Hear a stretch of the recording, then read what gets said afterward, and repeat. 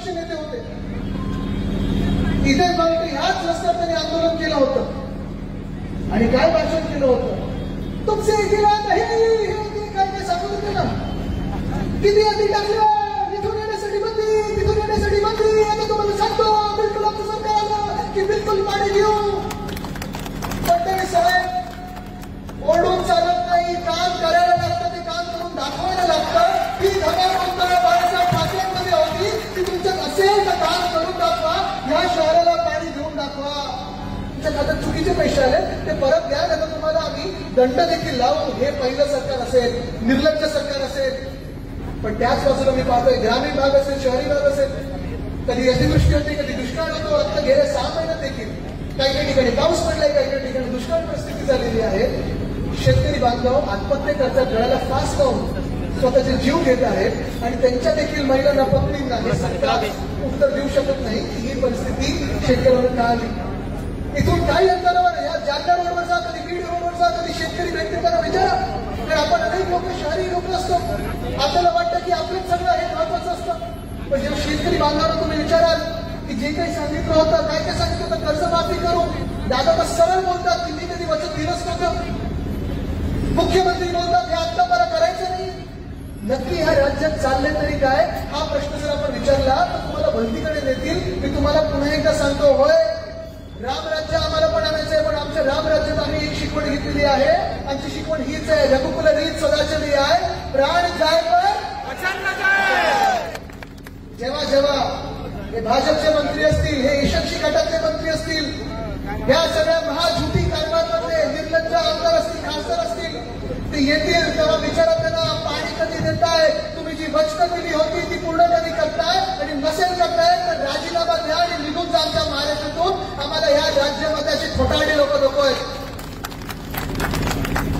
बरं, प्रश्न असा आहे की तुमच्या इकडच्या पालकमंत्र्यांना भेटायचं तर भेटायचं तरी कधी. 72 माळ्यावर जायला तुम्हाला लिफ्ट आहे का? ते गाणं बघ, ऊंची बिल्डिंग लिफ्ट ही बंद आहे, कैसे मिळावू बंद आहे, ते झालं. बरं, खासदार आहे ना, आता मी तेच विचारत होतो, मी तुम्हाला विचारत होतो, आता ते खासदार कोण आहे तुमचे? बोलता येत नाही, हरवला सांगा. प्रश्न असा पडलेला आहे की त्यांच्यासमोर पाण्याचं आंदोलन करायचं तरी कसं? रिकामी बाटली घेऊन गेला, काय माहिती देईल तुम्हाला?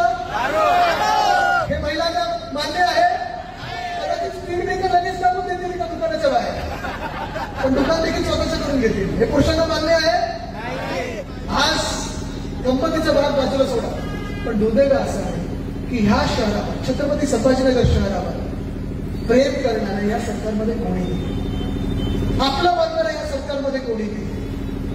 ह्या शहराचा विकास करण्यासाठी असेल, समाजकारण करण्यासाठी असेल, म्हणजे खरोखर अंबादासाहेबजी तुम्ही आणि सगळेच मंचावर बसले, खैरेसाहेब आपण असेल, सगळेच ते शिवसैनिक आहेत. शिवसैनिक बोलले तर शिवसेना, महिला आघाडी, युवा सेना, युवती सेना, भारतीय कामगार सेना असेल, स्थानिक लोकाधिकार समिती असेल, सगळ्या समित्या मी बोलतो.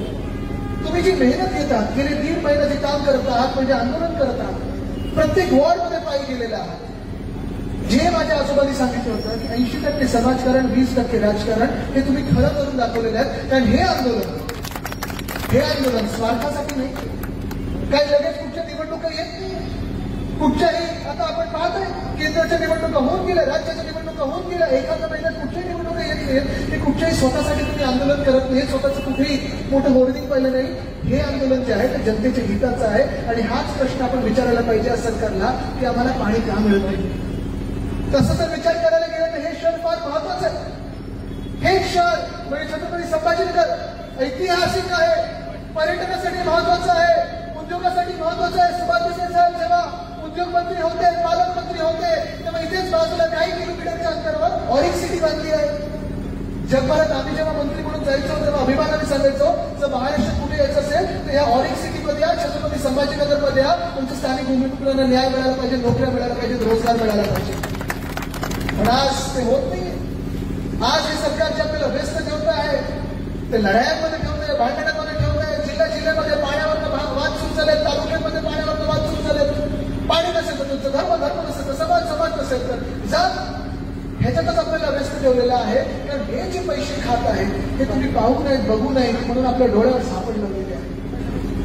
आज तुम्ही मला उत्तर द्यायचं आहे, जेव्हा आपण हा मोर्चा काढला, हे आंदोलन सुरू केलं, लबाडोला पाणी द्या, लबाडपणे आपण बोललो होतो का?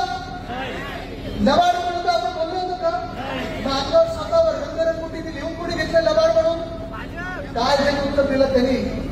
हीच भाजपा गेले 11 वर्ष केंद्रात सरकारमध्ये आहे. हीच भाजपा आपले 2.5 वर्षाचा काळ, त्याचे देखील कोविडचा काळ बाजूला ठेवला तर 10 वर्ष या महाराष्ट्रात सरकारमध्ये आहे. हीच भाजपा निर्लज्जपणे आपल्यासोबत महानगरपालिकेमध्ये होती आणि हीच भाजपा आपल्यासोबत गेले 25 वर्ष जेव्हा यांची एकाची सरकार नव्हतं तेव्हा सरकार आणि त्याचे राज्य सरकारचे जे काही फायदे होते ते उचलायला आपल्यासोबत होती. आज आपले अंगावर येते. तुम्ही विचार करा, आपल्या महाराष्ट्राबद्दल या भाजपच्या मनात राग केवढा आहे.